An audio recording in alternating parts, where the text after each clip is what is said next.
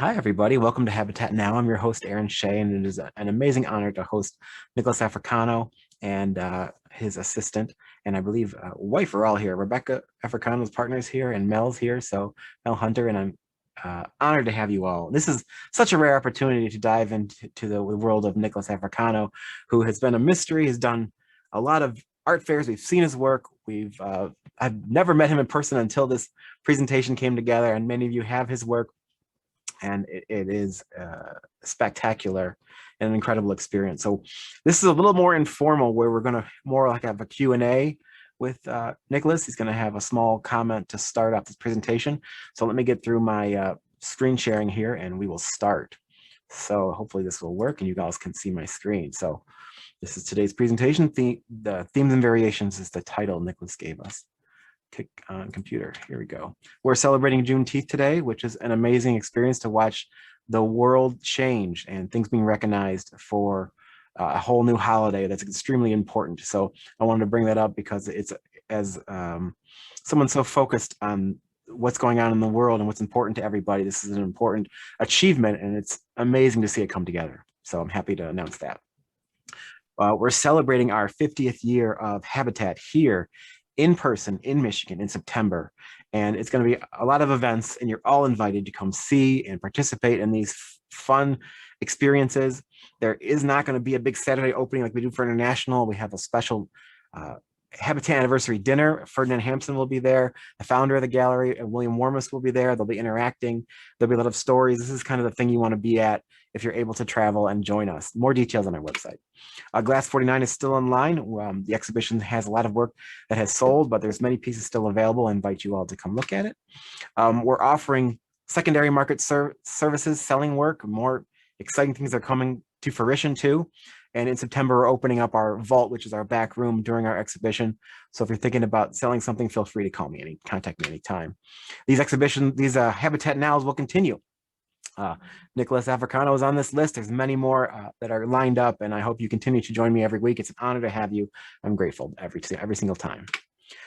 We talk about Steve Lynn is joining us today. He has an exhibition scheduled in September to November in Fort Wayne at the Fort Wayne Museum of Art.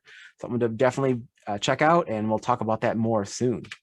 So welcome, Nicolas, and welcome, Melanie.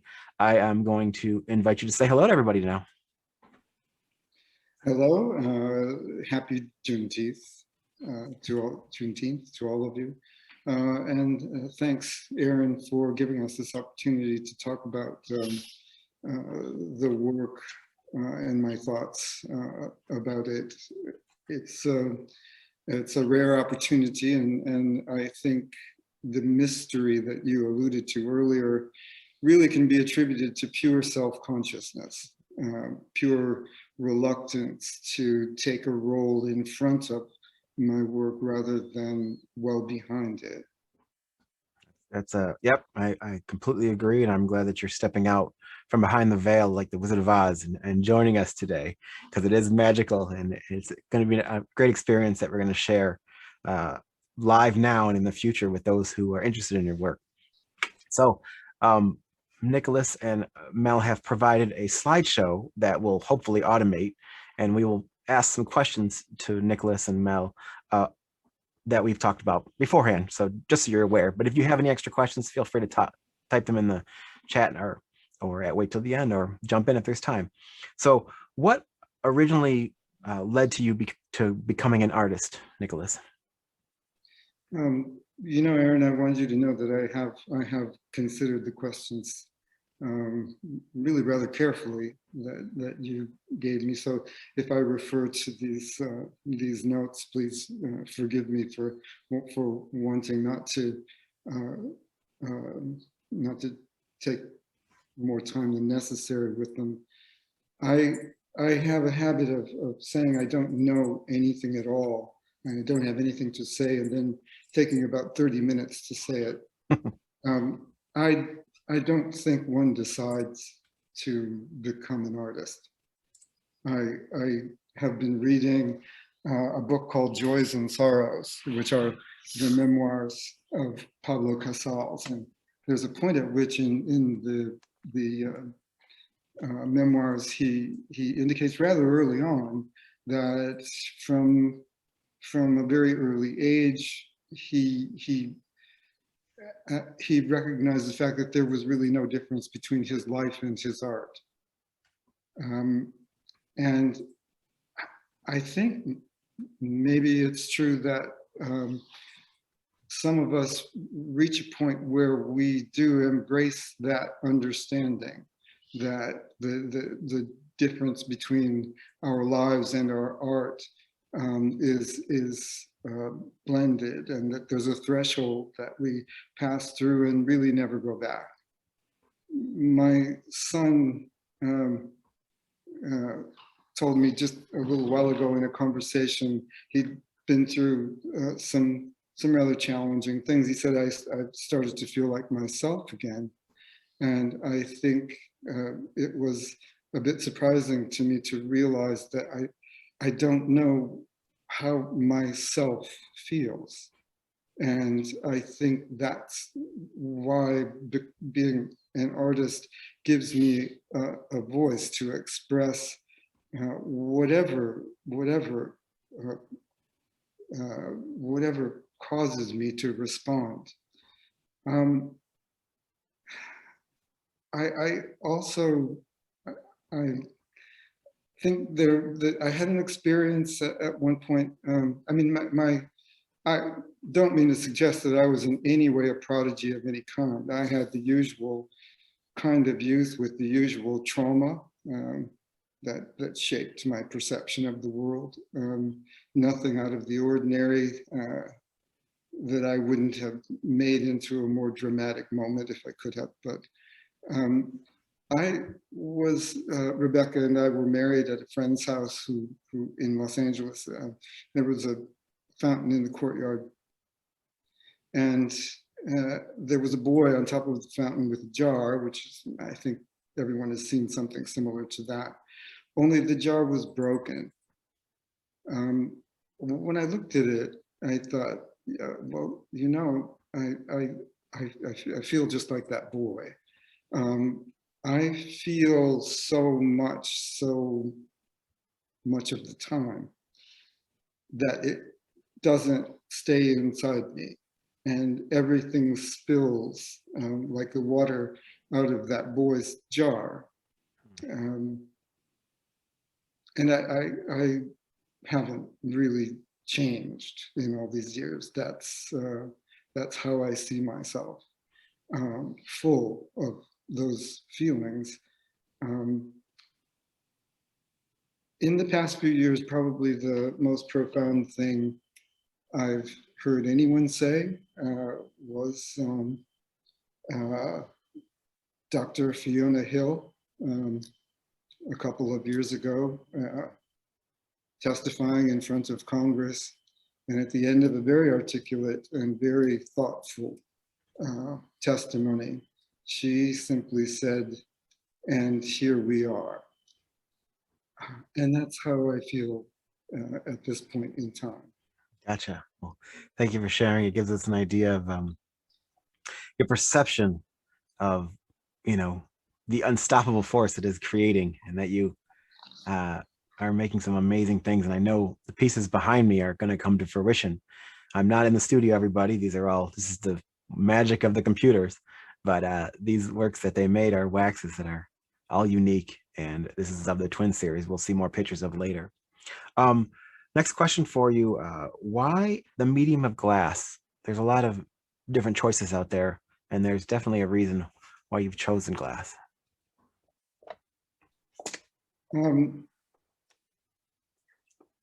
I think in about 1983, 1984, I was working on a series of paintings based on a novel called Evelina, which a friend of mine had been writing about, and we were discussing the characters in the novel. It really, it's an 18th century novel, which means it's a labor to read, but its timeliness, its relevance was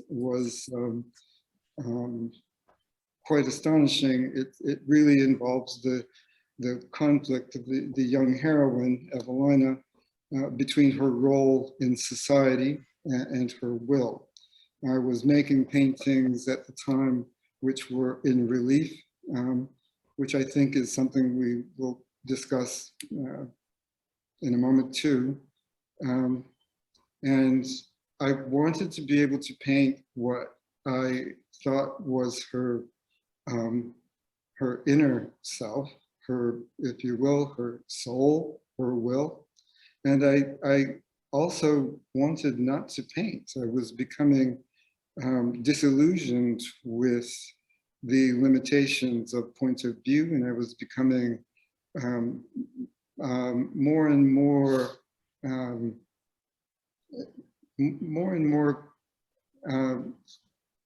firm in my view that illusionism, spatial illusionism was not something I was interested in. So it seemed to me that I need to be able to find something that was somehow, that would somehow represent the ethereal nature of one's will or soul. And the translucency, of course, being, I think, a rather common attribute for such things. And glass suggested itself to me. I, over the years, have understood that it was really that within me, there is always a sense of opposition. There is always this conflict between what's real, what's visceral, what's corporal, and what's consubstantial, what is ethereal, what's what we imagine as a reality. So it is that paradox that I think summarizes the source of the tension that I try to impose on my work. I've described glass as the paradox of volume and light. And for me, it was like painting with painting in a way that was unambiguous and without creating the impression of an image on a surface. It was actually the unalterable and immutable object itself, although it was still something I could see into and through.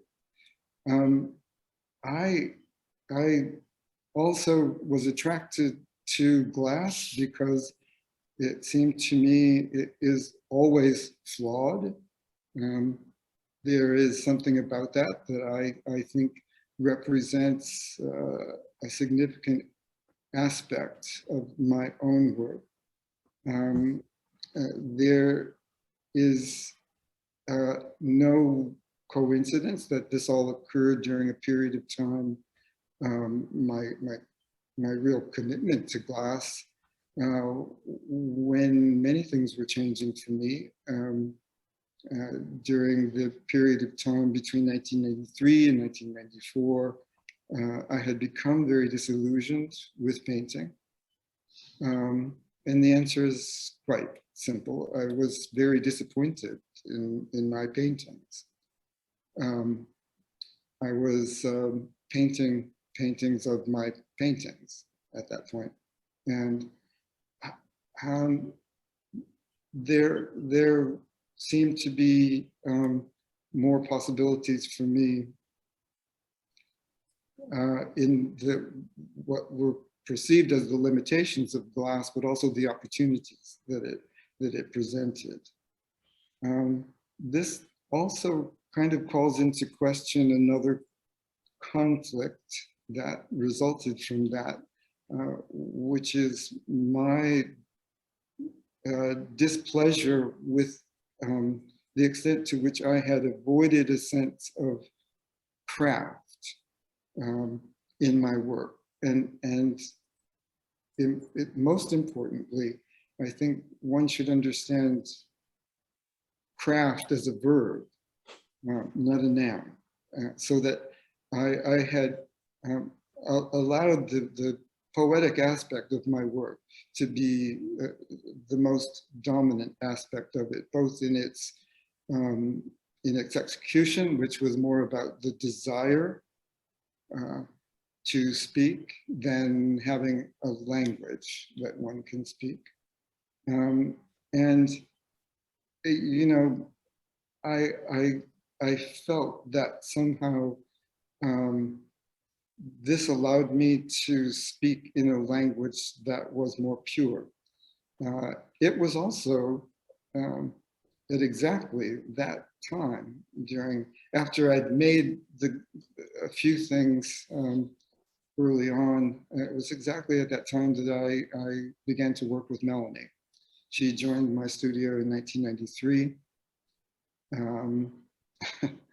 And I think probably kept me alive for that year and the next in general.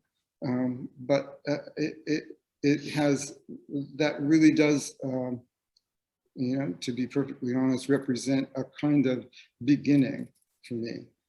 I think at this point, if you don't mind, this is Melanie. Everyone. We understand, you know, that I come here with all these ideas, and then she makes me make something, and then she makes it become glass. I think we both understand our roles quite well. I would prefer that at this point, maybe she talks about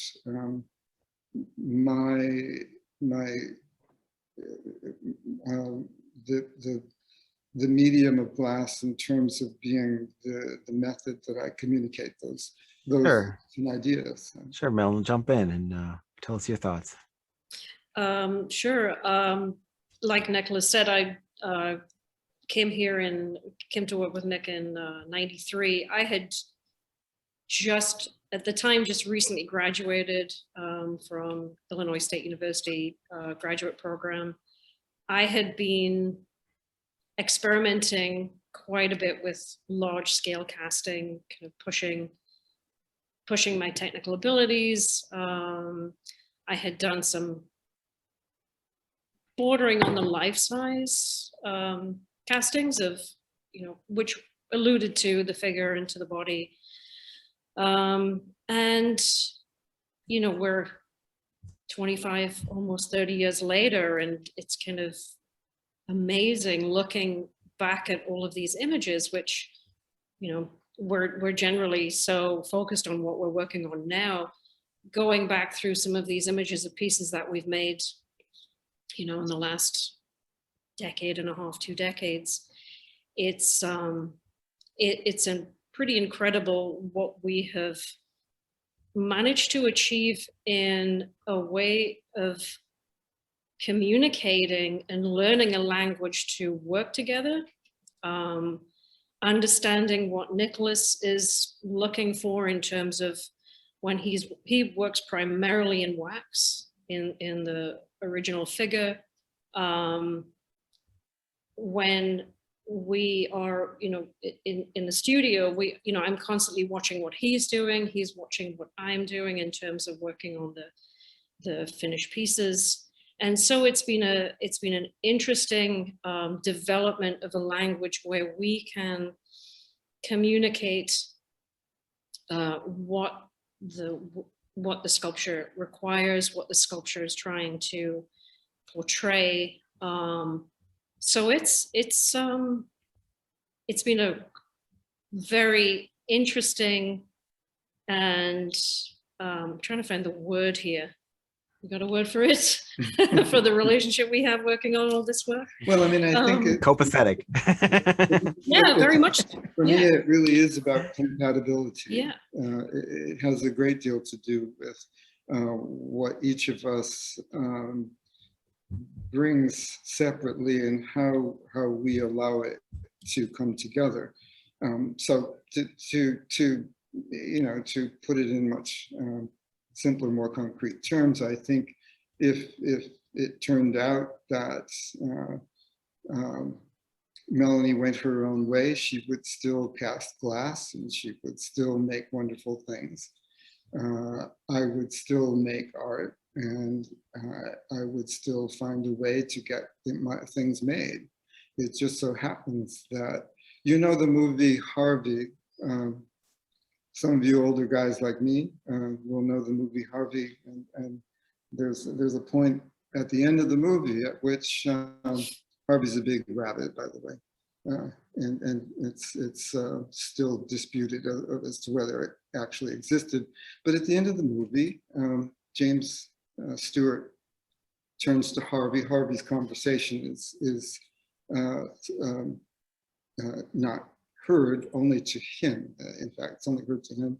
And he turns to Harvey and he says, "Well, Harvey, yes, I prefer you too."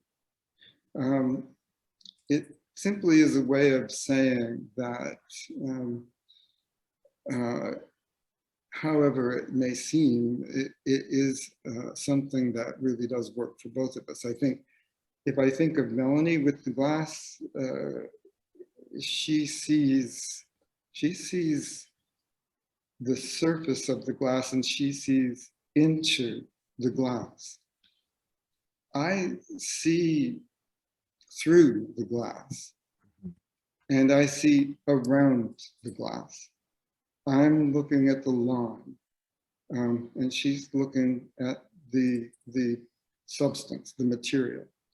I'm looking at the contour and she's looking at the composition. So I think we each bring something different. We each have a certain clarity about what our individual purpose is. With the idea of working together for so long, you get the idea that you really do work together well. And it's amazing to see. I've seen collaborations come and go, but this is probably one of the longest one I've seen. Like there's some artists that represent that are husband and wife or married couples, but it just goes to show how well you work together. I had a question from the audience, Mel, about, do you make your own work too, or what's your story? Do. Okay. I do. I am not prolific at all. I spend too much time thinking about it as opposed to making it. I also spend a lot of time experimenting and playing, and I have my own studio. I would say that I have periods where I'm quite productive, and then periods where the rest of my life takes over. So, yep. What I do, I draw and I kind of save my ideas, and but I would say my life is pretty full. I believe it. Yeah. And as anybody knows, working with this material, working on multiple scale sculptures, it's a pretty involved process. So yes, and I actually I don't use a whole lot of glass itself. I use a lot of other materials that are much more immediate and can give me a result much more quickly. So I kind of allowed myself to certainly broaden the array of materials to use, and that freed me quite a lot from actually just the process of casting. So. Gotcha, makes sense. And sometimes having things come to fruition faster can be feel very good. But it's satisfying. Yeah. Good to know. All right, next question. Nicolas, share your thoughts on the artists who have influenced your career. I have given that quite a lot of thought, and I wish I could answer you briefly, Aaron. That really probably won't be possible, because I think the truth is that everything I see changes my life on a regular basis. Everything I see makes such an impression on me that it produces this longing to take it and incorporate it into my own work. But I know one of the things I feel very strongly about is that the people I respect the most are very much aware of what they don't know. Very, very eager to continue to learn. And my earliest influences, I never thought I was an artist in the beginning, except that I always knew I thought I would be a writer. So I have been influenced to a great extent by literature and drama and poetry and theater in many ways, both in terms of content and in terms of my attitude towards presentation, my attitude towards audience. Music in particular, because it is both so precise and so dependent on interpretation. To be more specific, I think some of the earliest influences on me, since I tended to rely upon my writing to inspire the imagery that would come from it, was due to the fact that my writing prose poems led me directly, of course, to things like the Lynn's Farm Gospels, and then to William Blake. And it occurred to me that, as I've said earlier, my distaste for or misunderstanding or reluctance to engage in a kind of picture making that involved pictorial space led me to the idea of illustration, isolation, and most importantly, subject, content. Remember, I developed at a time, I was a young artist at a time when we had spent the better part of a century deconstructing art, and art experiencing further and further dematerialization to the point of conceptualization. So the reintroduction of subject matter, stories, as it were, was a bit of a departure from that. I was very influenced by one of my professors, Harold Boyd, because I realized the first time I saw his work that there was a way to present work that was theatrical, that there was a way to present work that did not require a kind of dependence on and a seduction of one's audience into the world of the picture, but it was a kind of presentation that suggested that there was a frontality and a literalness to the object that you were presenting. At that same time, and I honestly, Aaron, I am trying to be brief. No worries. At that same time, I was very, very influenced and impressed and inspired by women who were beginning to make art that reintroduced subject matter. In other words, they were interested in telling stories again. Now, let me try to clarify what I mean by stories. I'll talk about this much more in just a little bit, but I don't mean something that has a beginning, middle, and end. I just mean that it's something where something might happen. Whether it does or not is beside the point. It's engaging one's audience and suggesting that you have an event that you're trying to tell them through visual and by whatever means necessary. The women who were most influential to me at that time were Eleanor Antin, who was a performance artist. In my gallery were people like Laurie Anderson, who was at that time doing performances and readings, not music, and Marisol, who was doing vignettes with wooden figures, cardboard figures, all of which really emphasized content in the sense that there was a desire to communicate some emotional response to the bewilderment that they seem to suggest we all share at being in the world. I continue to be influenced by almost everything I see. I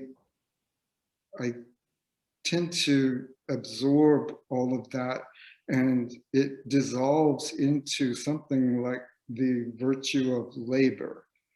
And it becomes a part of a process of distillation in which the story always becomes mine. The importance of that is that I'm also insisting that you have your story too. So what you see is not necessarily my story. My story is what makes me make these things. Quite often what you see is your story, or at best, we share some common experience from some common core, some common source that I think, in the words of my friend Curtis White, you could call your soul. I don't know what I believe in, frankly, but I do believe that we possess that kind of creative energy within each of us, and that we share what that energy makes us feel, and that language, the language that comes from that, is what we call art.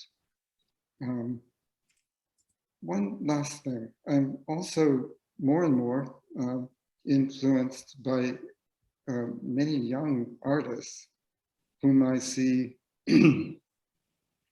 focused on content.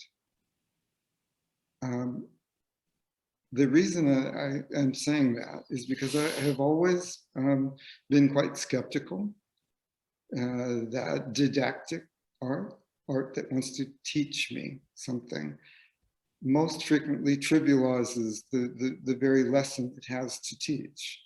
And therefore I resist learning it.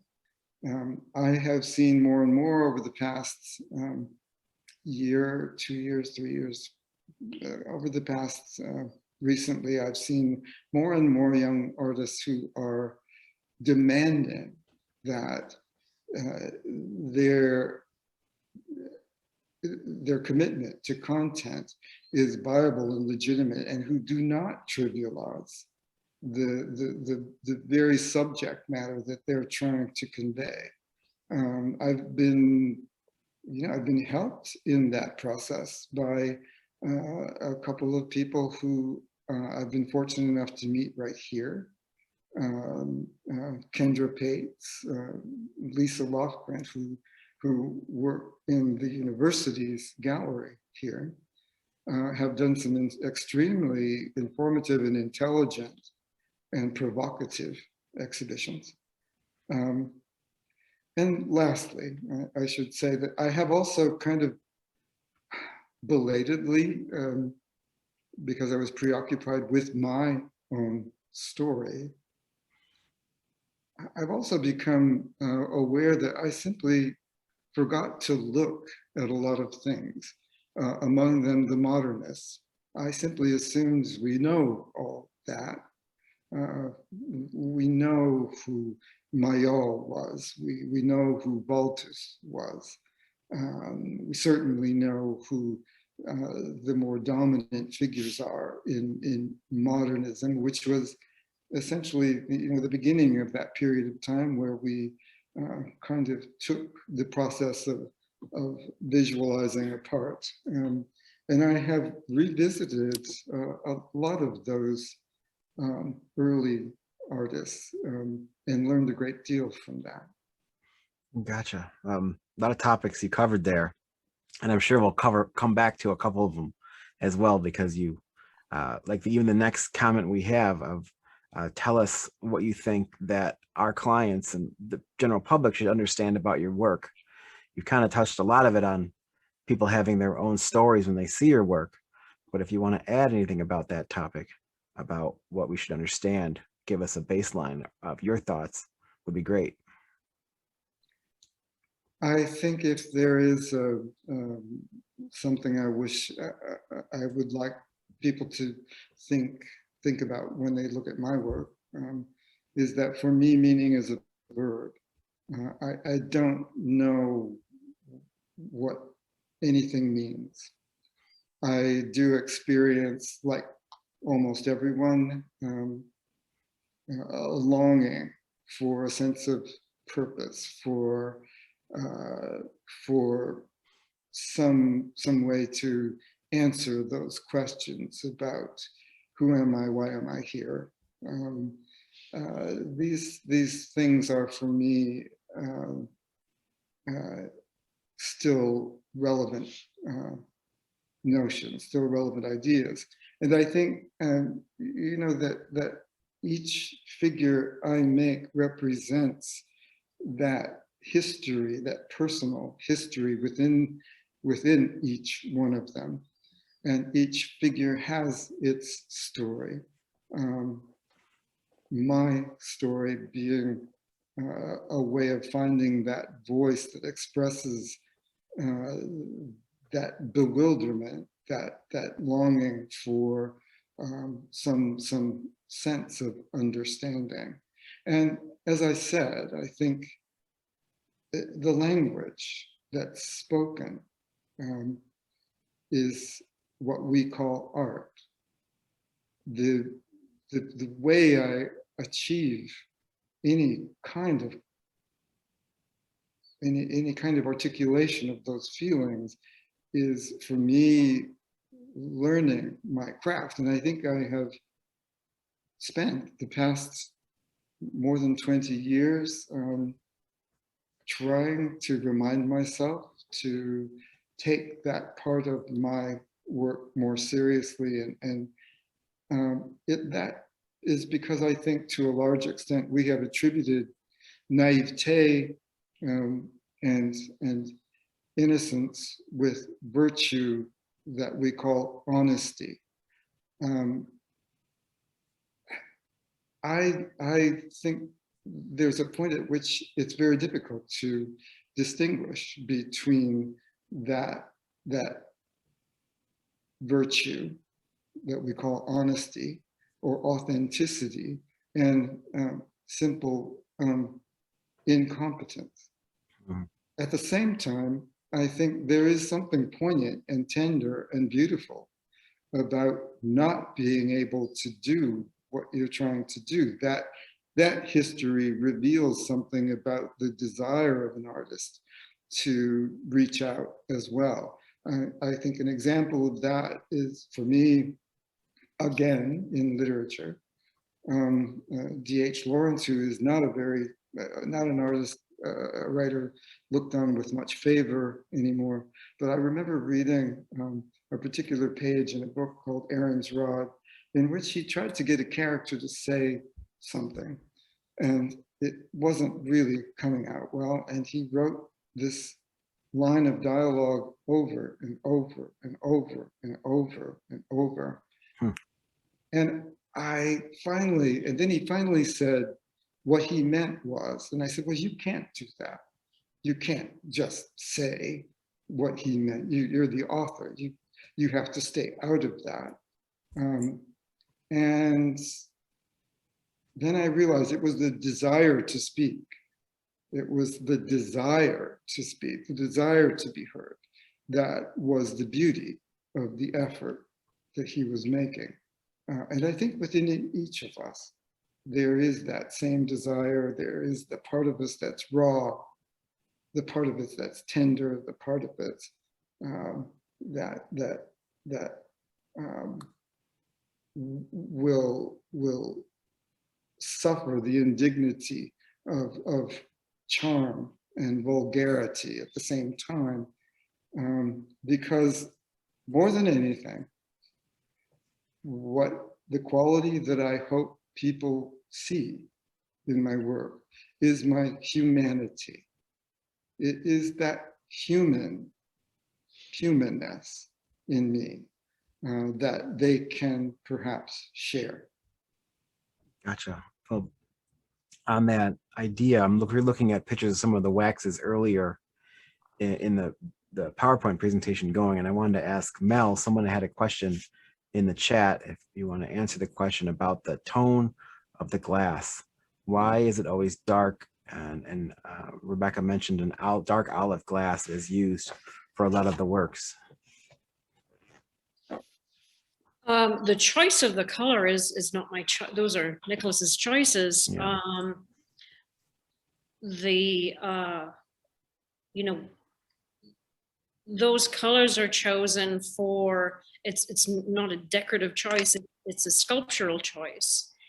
The black olive glass allows the contour and the sculptural qualities to come to the fore, as opposed to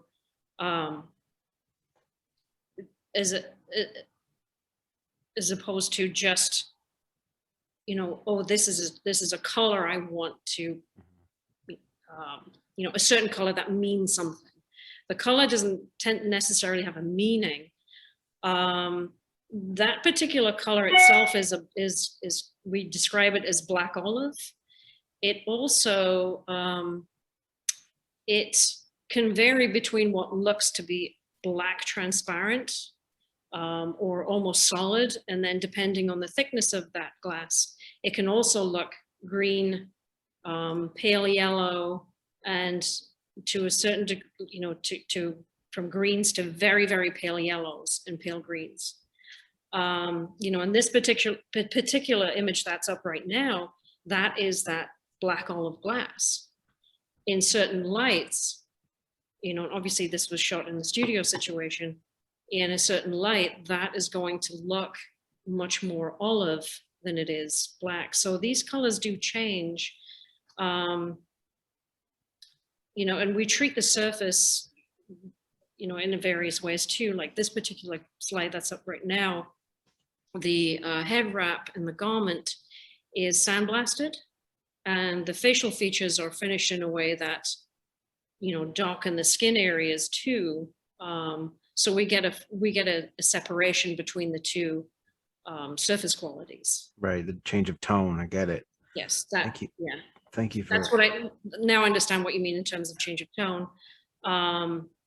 It's a really wonderful colored glass to work with in terms of seeing the sculptural surfaces and the textures that we apply to the waxes. Okay, good. Thank you. Hope that answers the question. Next question for Nicholas. Why do you keep the topic of current events out of your work?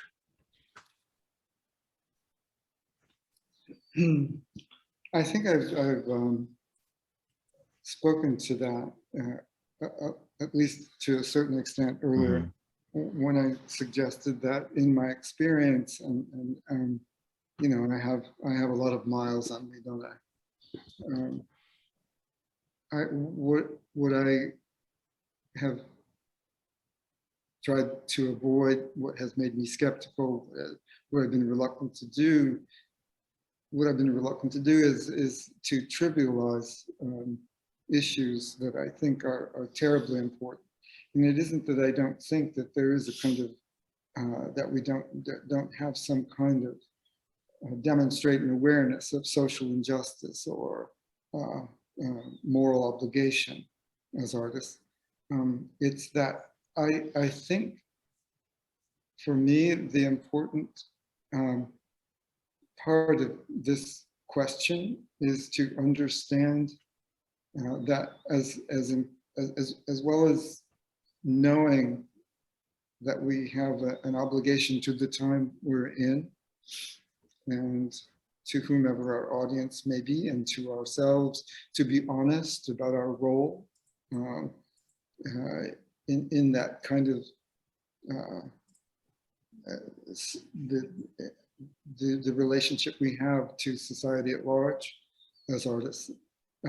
There is also a sense in which, for me, time is compressed, so that I do look back. I do look back to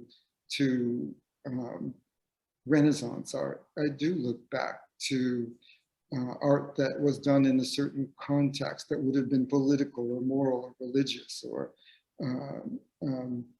that would have involved a kind of sexual roles, that would have involved gender conflicts, that would have involved violation, that would have involved victimization. All of those things, I think, have always existed, and we have contemporary artists who now, I think, genuinely are able to treat them thoughtfully and effectively, and with a kind of authority that's quite believable. I believe that all of those same issues for me exist within the context of the sense of opposition that I described to you earlier, that I attribute to being human, not human with certain commitments to ideas that are bound in beliefs systems, whether they're political or religious or spiritual or otherwise. I believe that it's our humanity that leads us to those conflicts, and it's our humanity that now and then allows us to solve them. Thank you, Nicolas. I appreciate that. Talking about one of your newest series, Boy, which we'll see later in this presentation. I might just kind of skip down to it too, because we've seen some of these photos. Could you tell us a little bit about this new body of work? Well, there you go. Yes, I can, Aaron. I don't know if you can tell from this presentation or not, or who might have been aware of the recent images that we have been making public in a number of ways.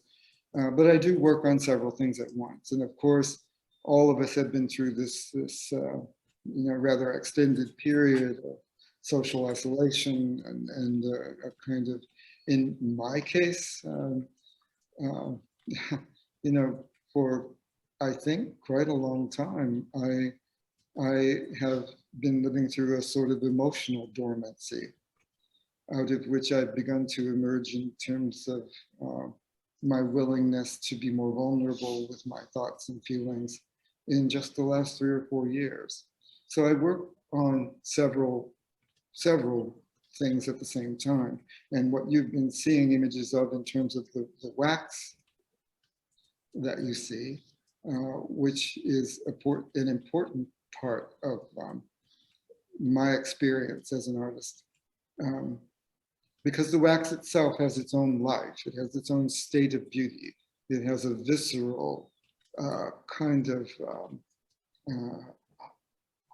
almost corporal reality and presence that is different than the bloodless, cold, final appearance of the glass. However, with the understanding of that paradox, the paradox of perception that I'm talking about, with the volume and the transmission of light to it. But to return to your point, the three main bodies of work we're working on are twins, of which I've had several occasions when Rebecca, my wife, is an identical twin, and I'm fascinated with the idea of saying, remember I mentioned earlier my son Nick telling me I feel like myself again, and one of the things that has always been fascinating to me about Rebecca and Deborah being identical twins is that when each of us thinks of myself, who myself is, I wonder what they think when they see themselves reflected perfectly in one another, if they do. The other body of work that I'm very engaged in is called Rome. And it has to do with what I mentioned earlier, my revisiting very early experiences with artists who I just left behind, but who were very important in terms of forming my sense of beauty.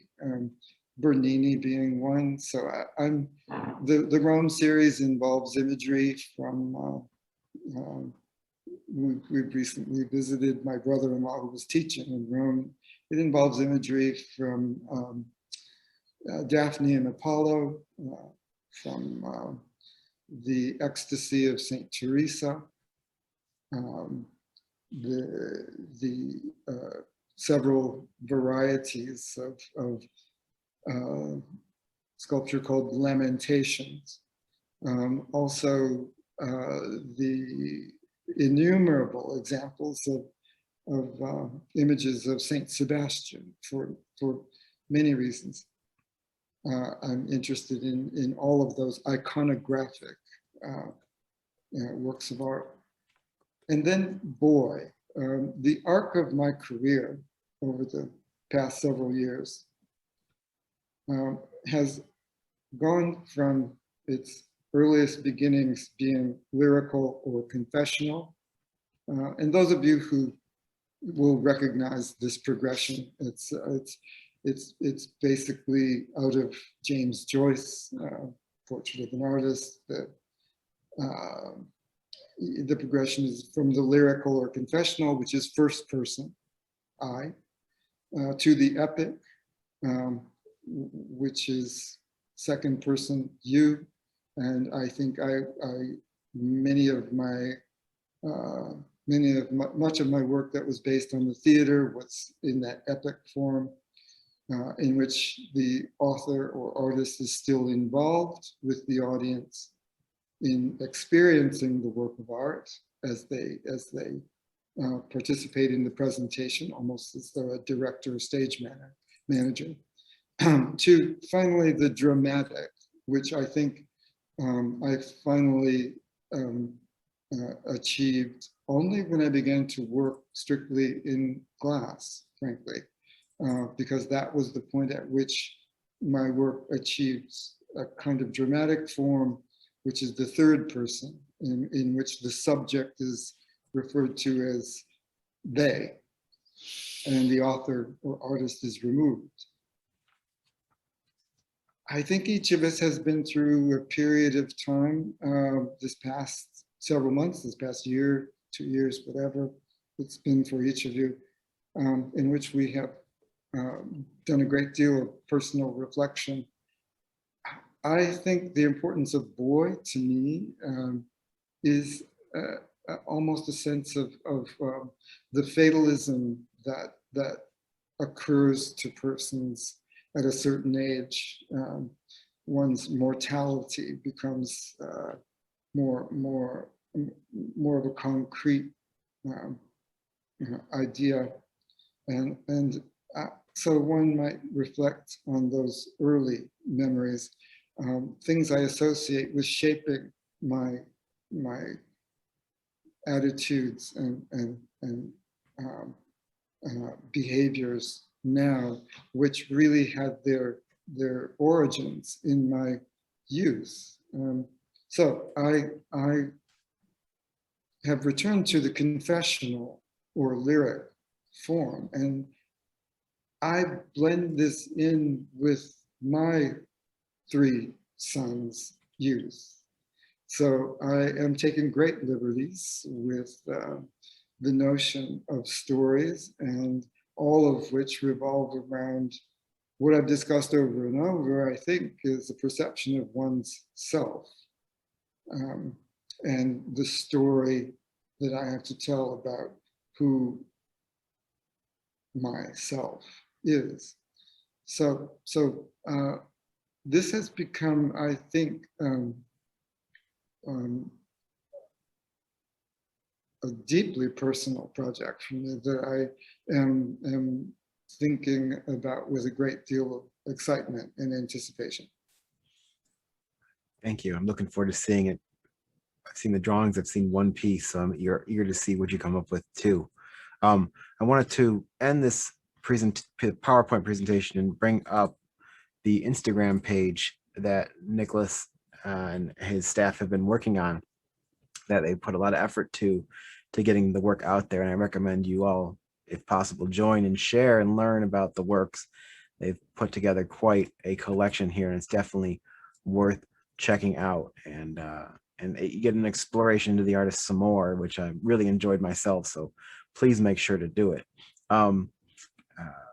There was a question too about using Rebecca as your muse for many, many works. If you had any thoughts about sharing about that topic. Yes, yes, I do. I told you that at a certain point, I became disillusioned with my paintings. And that was because they disappointed me, to put it quite simply, and they continue to disappoint me. I decided at that point that I was only going to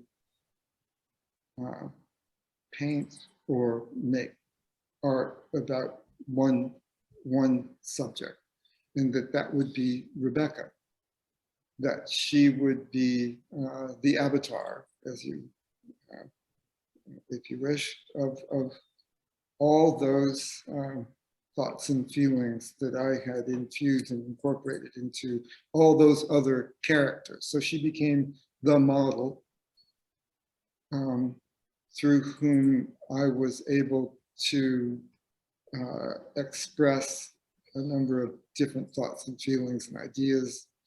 And she was the character in each story. What made that work for me were 2 things. First, it was something that I call the discipline of rhyme, the effort to represent her physically, to use her appearance as a kind of genderless model for all the characters, all the roles that I wish to portray. The discipline of rhyme is something that I found very difficult to embrace because I think it always involves compromise. I consider rhyme, for example, always to mean that you're not choosing the very best word. It's not a form of artistic courage. It's a form of artistic discipline. And that was what I chose to embrace for myself. I, of course, always break my own rules, so I abandoned that, almost always. But nevertheless, it formed an approach to making artwork that was a departure for me, rather than the purely indulgent and willful rendering of characters as I interpreted them through my imagination. So I think the extent to which my choices were based on my displeasure with what I had been doing were more than compensated by the fact that she was absolutely perfect, because she resented it in every way. She was compliant to a certain extent, but not an enthusiastic participant, which was perfect because it suited how I see myself in the world. She was uncomfortable. She was uncooperative. She was disinterested. And in the words of Fiona Hill, nevertheless, here we are. It was perfect because it was so imperfect. It was perfect because it was so flawed. It was perfect because it was so human. So That's great. And I want to invite Rebecca to comment too, if you want to join or not. No, again, the old shake the head. Gotcha. He covered it all. I appreciate that. Well, that basically wraps up this presentation today. And I thank you for answering those questions, Nicholas and Mel, and also running with me on some of these spontaneous ones that came from the audience. And Rebecca is his wife, Cheryl. Yep, I saw that in the questions. We had a technical question for Mel, if you don't mind answering. Mel, let me read it for you. Can you talk about your process for combining different glasses for the imagining of the translation from wax to glass? Could you read that again, please? Sure. It's maybe I'll have Leah rephrase the question, if you wouldn't mind, Leah. Would you unmute yourself and ask the question, because it's a little bit, there's Sure. and for in there that I can't translate well. Thanks. Hi, Leah. Sure. Hi, Mel. I'm just wondering if you could comment a little bit on a little bit of the technical process in combining the different glasses that you do at times, and how you imagine the translation from wax to glass, because that's a big transition. Yes, it is. And so I think you're talking about some of the pieces where, you know, either the head or the hands are a different color from the body itself. That's what you're talking about? Correct. I'm thinking about the Garbo series, yes. You know, is really prominent. And so, because of course it's really effective. It's so beautiful and really effective, makes complete sense. But the translation from wax to glass takes a whole other mind. In addition to the technical constraints and requirements. So the choices of the colors are obviously Nicholas's. You know, we've worked with a lot of different brands of glass. At this point, primarily we work with bullseye glass and we work with gaffer glass. Those particular pieces, the Garbo pieces are a bullseye opal glass and the transparent. So what happens is, in terms of those particular pieces, when Nicholas is satisfied with the sculpting of the piece, the finishing of the piece, you know, and as I said earlier, we're both looking at these works as they're being created. We're talking about them, we're talking about the engineering. So there's a constant conversation about how these are moving forward. You know, in terms of decisions, we discuss the decisions that we need to make in terms of the technical aspects of that.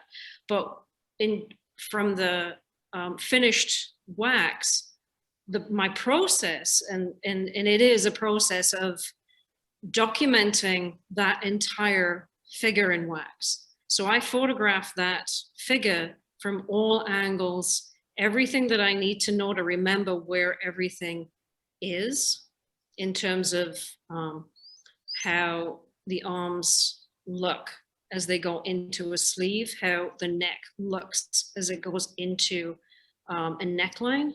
From that point, I actually cut the wax figure apart. And so I'm cutting that apart and casting those separately. So in that process, I have to know where everything goes. And so I refer constantly to photographs that I've shot of the piece as it's, as the wax, when it was finished. Those waxes are then refitted to the figure. Then they're taken apart again, and then all the pieces are cast. Now, I generally cast the figure itself first, do the finishing or the grinding, finishing, what have you, and then refit the waxes to the figure, and then very, very carefully separate those and cast those two, and then they're fitted back to the figure. And that process is, we've been kind of developing that process over and refining that process over years, because what is incredibly important is that the figure makes sense in the garment. It can't be, it has to make sense that there is a figure inside of a garment and not attaching sections that are butt joint, essentially. Right. So it's about looking at how that figure fits, how that garment fits over the figure. Does that explain to? It does, yeah. I was, it just demonstrates it's interesting to me that thought process and that imagining the translation of materials, because I think in lost wax casting to glass in particular, you're going from such a dense opaque material with its, as Nick said, its own beauty and its own characteristics that, you could be satisfied with just that. That's it. That's all you need is a wax piece. It's not as durable for sure. Right. But that imagining from one material to the other, I think, is very distinctive to this process and then to the finished pieces. So I really appreciate you going into detail. Thank you. Certainly. I got another follow-up question to that is, do you mold the individual pieces in case you lose part during the casting? I don't have time to do that. I wish I did. Right. No, I think, there's always this element of risk in terms of lost wax casting. And, we've been doing this so long that we've kind of, I certainly wouldn't say perfected the techniques, but I'm aware of, constantly aware of problems that can arise, constantly thinking about those things before we start the process of investing the pieces. And, I record as much as I possibly can the entire process of each piece. And so if I have issues, then I have records of, things that went wrong. And as anybody who's casting glass or making, working with any material, you're looking back at your mistakes and looking back at things that have failed, and they're constantly teaching you what to do next. I mean, I've had some epic failures. And, as I look in the kiln and like, well, let's photograph that. Let's look at the evidence. Let's look at how that absolutely screwed up. And let's see if we can pull it back together again. And I've had 25 years plus to try to figure these things out. You know, every piece teaches me something new, and it's the investment of time. It's the investment of, you know, just, okay, let's carry on. Let's take the next step. So as you would know, as anybody who's casting glass would know. So sure, you obviously know that. Oh, yeah. She does. She Yeah. definitely does. Leah said something that piqued my interest just a bit, if I might. Just, Yeah. You referred to the waxes as less durable, you know, than glass. And I think one of the things that's compelling, and all of you have an interest in this in one way or another, is the way in which we refer to, obviously, most glass objects as fragile. When you are shipping, when you're packing, when you have these labels, and we think of it as fragile, and we think of the material itself. And this is, of course, one of the classic complaints and conflicts coming out of people whose experiences in the fine arts world with bronze or marble or whatever, multiple media. I have never really understood the glass in those terms as fragile. I have always seen the waxes as having this, as I said earlier, visceral state of beauty that is complete in itself. And right. Many artists are working in wax today. Kiki Smith makes the most raw and tender and beautiful art I've ever seen, really, out of wax. It's inspiring, frankly. But the glass itself has a complete otherness. Remember that I spoke about that paradox that glass represents for me, the sense in which it is immutable, it is permanent, it is final, but it is also, I don't think of it in terms of illumination, although some of you may, but I think of it in terms of its translucence and in terms of its acceptance of light and its conveyance of its full volume.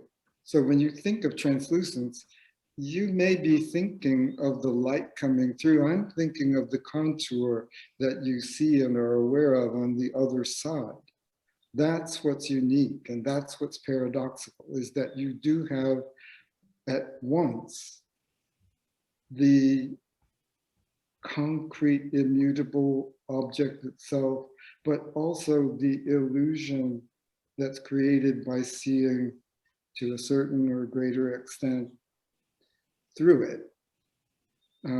So that paradox is really where, when you're talking about fragility, becomes even more precious and vital. And it's that combination of precious and vital, one being rather rarefied, one being rather necessary. It is that exact combination of qualities that I find compelling and, again, human about the glass. Thank you. Speaking of the glass, I had one quick question before we wrap it up here and wish everybody a happy Father's Day, is the timing. If things were normal and you were going to go from start to finish on how long it takes to create a piece, what would you say that story would be? How long it would be? If there was a question, I was asked. In my case, it took 44 years. 30 plus years. Good. Years. Yeah, I mean, it's you can't really measure it. It's really too difficult to measure it. And we've find a piece.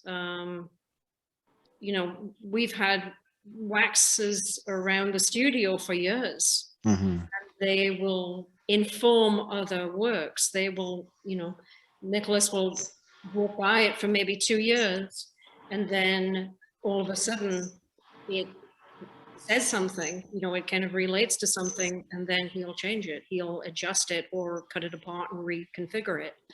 But that's, you know, that's pretty common in this studio. We have all kinds of figures, life size down to small pieces, which are around the studio that inform other work. So Well, that makes a lot of sense. You know, the idea that these works take a while to reach the level where it's time to process them and create something is understandable, and that goes to show how much work and thought goes into every piece. Well, thank you guys. I'm honored to have you. I know we went a little over today, guys, and I appreciate you who stuck around to enjoy this rest of the presentation. It'll be posted up on YouTube for you to share with anybody who cares and likes. We'll be back next week. I wanted to wish everybody a happy Father's Day. As you can see, Nicholas and Mel have a lot of works they are working on. I'm looking forward to showing you guys more of what they're up to. And if you have any desire to learn more or acquire any of the work, feel free to give me a ring anytime. Have a great Father's Day. Thank you again. We're honored to have you both. And Thank you very much. Wonderful Happy presentation. Father's Day. Happy Father's Day, everyone. Nice seeing you, Thank you, Mel. Nicholas. Thank See you, you, Mel. Tim. Thank you. great seeing you guys all. Have a Thanks, great Leah. weekend. Great presentation, guys. Good to see you. Thank you. Be well, everybody. Have a Thank great you, one. thank you. What a Thank you so wonderful much. presentation. Wonderful. Have a good, happy Father's Day and enjoy.